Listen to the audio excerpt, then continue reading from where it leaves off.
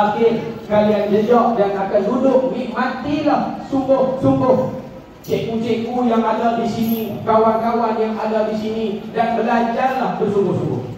Hadirin yang dirahmati oleh Allah sekalian, majlis yang kita duduk pada pagi ini, majlis ini namanya majlis ilmu. Majlis ilmu ni Nabi SAW Nabi sebut dalam hadis, Nabi kata man talabal ilm fa adrakahu kana kiflan min al ajr.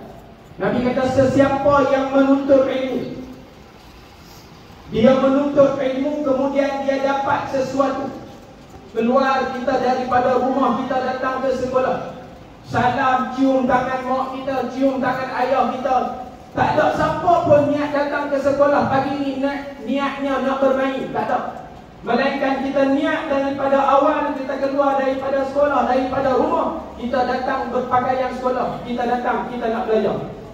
Nabi sebut dalam hadis, Nabi kata siapa yang keluar daripada rumahnya kemudian dia datang duduk di sekolah ini, dia belajar, fa'adrakahu, kemudian dia dapat sesuatu.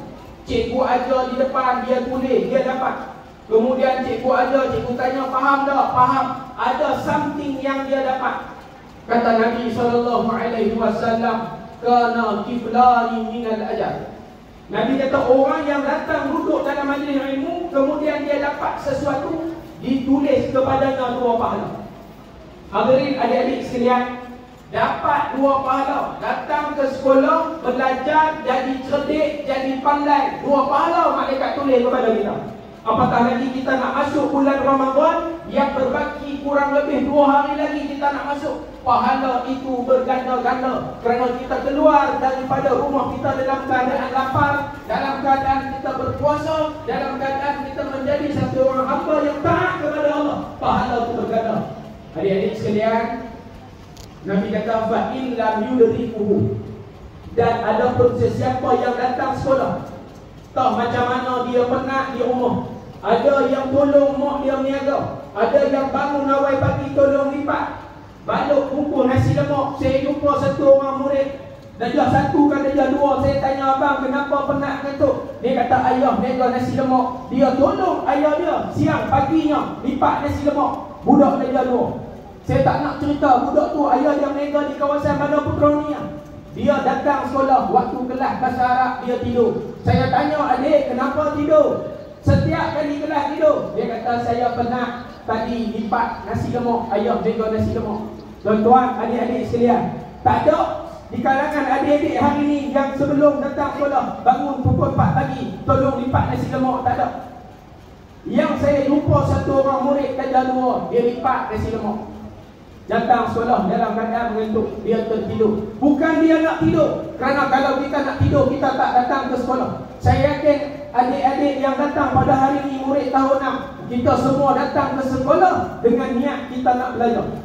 Nabi kata apa dalam hadis, fa in lam yudrikuhu, dan ada pun orang yang datang duduk dalam majlis ilmu, lam yudrikuhu, dia tak dapat apa-apa.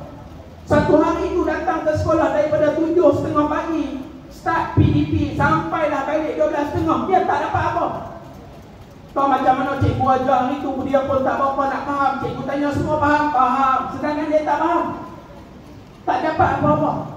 Nabi SAW, Nabi kata orang yang macam ni kana kiflun minal ajr. Walaupun dia datang tak dapat apa-apa, datang keluar daripada rumah memang untuk belajar, Nabi kata kana kiflun minal ajr, dicatatkan oleh malaikat Allah 1 pahala. Kalau tadi satu orang adik yang datang sekolah dia dapat sesuatu, 2 pahala. Yang datang tidur dalam majlis ilmu, tidur dalam kelas, yang datang duduk di sekolah tolong cikgu, tolong segala macam, tapi dia duduk dalam majlis ilmu, Nabi kata apa? Orang ini tetap dapat pahala.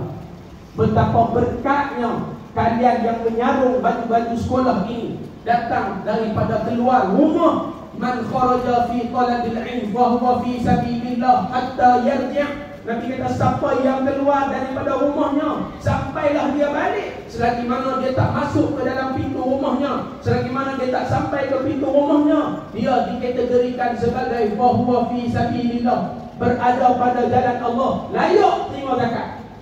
Maksudnya apa? Layak dapat bantuan. Wa huwa fi sabilillah, dia berada pada jalan Allah. Sampai bila ustaz? Sampai dia balik, masuk ke dalam rumah. Bila dia masuk dalam rumah, hilang pahala fi sabilillah gitu. Hadirin adik-adik sekalian, kalian tak payah berperang seperti mana anak-anak di Palestin yang memegang senjata, yang mana memegang batu, perang dengan Israel laknatullahi alaih. Kalian cuma duduk di sekolah Bandar Putra, pegang pensel sebagai senjata, tetapi dicatat oleh malaikat Allah seperti mana berjuang, berjihad pada jalan Allah.